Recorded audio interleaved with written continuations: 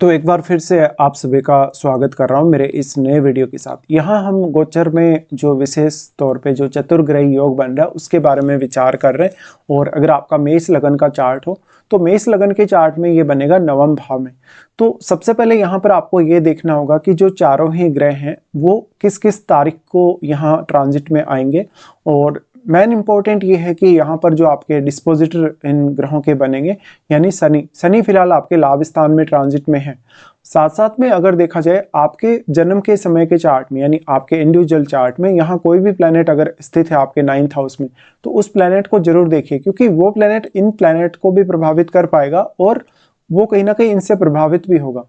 सबसे पहले यहाँ देखते हैं सूर्य को। सूर्य 14 जनवरी को आ रहे हैं। यहाँ पर सूर्य आपके चार्ट में 4th लॉर्ड है। 4th लॉर्ड होकर जब सूर्य इस तरीके से आ रहे हैं नवम भाव में, तो ये दूर की यात्रा कुछ आपको बताते हैं। कहीं ना कहीं लंबी दूरी की यात्रा आपको करनी है। आपका पर्पज कोई भी हो सकता है, कैरियर पर्पज हो सकता है, आपका कोई बिजनेस पर्पज हो सकता है, इवन स्टडी पर्पज भी हो सकता है।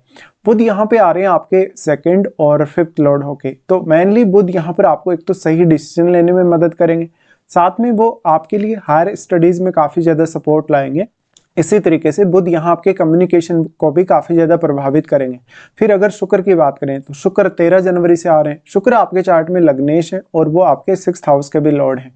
तो मेनली आप, क्योंकि ये कैप्रिकॉर्न साइन में बन रहा है और कैप्रिकॉर्न जो साइन है वो कर्म का स्थान है काल पुरुष के हिसाब से देखा जाए, ऐसी कंडीशन में आपका मेनली कोई भी प्रकार के प्रोफेशनल संबंध कहीं ना कहीं बनते हैं, अगर विदेश से, किसी अदर स्टेट से या किसी अदर सिटी से, तो ये कंजक्शन आपके लिए बहुत ही इंपॉर्टेंट रोल प्ले कर रहा है। अब क्योंकि शुक्र आपके लग्नेश होकर यहाँ आ रहे हैं, लग्नेश होकर यहाँ आ रहे हैं, तो शुक्र भी लंबी दूरी की यात्रा को रिप्रेजेंट कर रहे हैं यहाँ पे। और फिर वो 6th लॉर्ड भी हैं, तो आपका अपना जो कैरियर है उसमें कुछ बदलाव हो, या तो फिर आपको कहीं ना कहीं अपना जो आपका वर्क प्लेस है, यानी जहां भी आप काम करते हैं डेली, जिस भी ऑफिस वगैरह में आप हैं, उसको आप चेंज करने के लिए देख रहे हैं। यहां से फिर अगर मंगल को भी देखेंगे तो मंगल यहाँ उच्च की स्थिति में होंगे और मंगल आपके चार्ट में सप्तमेश भी है और वो आपके 12th लॉर्ड भी हैं। तो सबसे पहले यहाँ सूर्य को ही लेते हैं। देखिए सूर्य यहाँ इंडिकेट कर रहे हैं आपका हायर स्टडीज के लिए विदेश जाना, या तो फिर आपका कोई लंबी दूरी की यात्रा करना।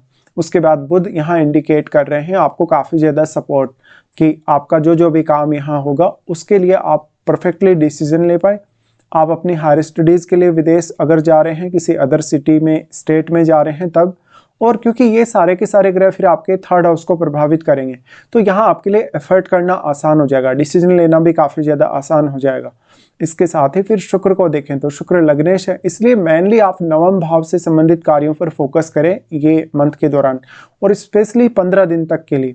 क्योंकि लगभग आप अगर इसका एग्रीगेट देखेंगे तो 15 जनवरी के आसपास निकल के आता है, जहां से 15 जनवरी से इनका जो प्रभाव है वो स्टार्ट होगा। हालांकि यहाँ बुध 17 जनवरी से आ रहे हैं और मंगल 16 जनवरी से। तो यहाँ पे सूर्य और मंगल ऐसे ग्रह हैं जो काफी ज्यादा एनर्जेटिक हैं या काफी ज्यादा फायरी हैं, तो इनका प्रभाव ये जो शुक्र हैं, बुध हैं, इन पर काफी स्ट्रांगली पड़ेगा। और मेनली बात ये है कि जो चारों ग्रहों का ये युति बन रहा है, इसमें इनका जो सबसे ज्यादा प्रभाव रहेगा वो लगभग 15 दिन तक रहेगा। बाद में ये ग्रह एक दूसरे से आगे पीछे हो सकते हैं गोचर में, क्योंकि सबका जो स्पीड है गोचर करने का वो अलग अलग है। इसी तरीके से अगर मंगल को देखेंगे तो मंगल भी क्योंकि यहाँ उच्च की स्थिति में होंगे तो वो भी अपना प्रभाव काफी स्ट्रांगली डालेंगे। तो मंगल और बुध दोनों साथ आ रहे हैं, तो आपके लिए तेजी से डिसीजन लेना आसान होगा, आपके लिए कोई भी प्रकार का हार्डवर्क करना आसान होगा, किसी भी विषय को समझना आसान होगा, ज्ञान प्राप्ति करना आसान होगा। साथ ही क्योंकि मंगल 7वें घर के लॉर्ड हैं और 12th हाउस के भी लॉर्ड हैं, तो देखा जाए तो आपका अपने बिजनेस पर्पज से अपने जीवन साथी के साथ कोई भी टूर होता है, या तो फिर विदेश सेटलमेंट के लिए आप कोई टूर कर रहे हैं, या कोई ऐसे किसी काम के लिए जा रहे हैं आप, तो भी आपको यहाँ ये सपोर्ट करेगा। अब यहाँ अगर इनकी दृष्टियों के हिसाब से देख लें तो मंगल सबसे पहले यहाँ आपके प्रभावित कर रहे हैं 12th हाउस को, जहां पर मंगल आपको काफी सपोर्ट कर रहे हैं विदेश सेटलमेंट के लिए या विदेश यात्रा के लिए। इसी तरीके से फिर सारे चारों ग्रहों का प्रभाव आपके 3rd हाउस पे रहेगा, तो आपका कम्युनिकेशन भी काफी बेटर होगा, क्योंकि बुध भी इनके साथ है। इसलिए आपके लिए कोई भी प्रकार का निर्णय लेना, सोचना, विचार करना, ये सब आसान होगा। और आपके रिश्तों के लिए, जैसे आपके भाई बहनों के साथ जो आपके रिश्ते हैं, पड़ोसियों के साथ जो आपके रिश्ते हैं, रिलेटिव्स के साथ जो आपके रिश्ते हैं, उनमें आप काफी बेहतर बेहतर अपना कम्युनिकेशन देख पाएंगे। तो ये समय आपके लिए हार्डवर्क करने के लिए भी उतना ही इंपॉर्टेंट होगा। उसके बाद मंगल का प्रभाव क्योंकि 4th हाउस पर भी रहेगा और 4th लॉर्ड इनके साथ ही रहेंगे यहाँ पर, तो ये परिवार से दूर जाने या परिवार के साथ भी ये कोई टूर हो सकता है आपका। तो मेनली ये जो लगभग 4 ग्रहों का युति बन रहा है, चतुर्ग्रही जो योग बन रहा है, इसमें नवम भाव से संबंधित कार्यों पर सबसे ज्यादा फोकस करें। और जो यहाँ शनि है इनके सभी के डिस्पोजिटर हैं, तो शनि लाभ स्थान में ट्रांजिट में है। लाभ स्थान में ट्रांजिट में होने की वजह से अगर आपका किसी अदर स्टेट से कोई इनकम है, पैसा आता हो, आपको किसी भी तरीके की आपको इनकम आती हो, तो उन मामलों में ये कंजक्शन आपको काफी सपोर्ट करेगा।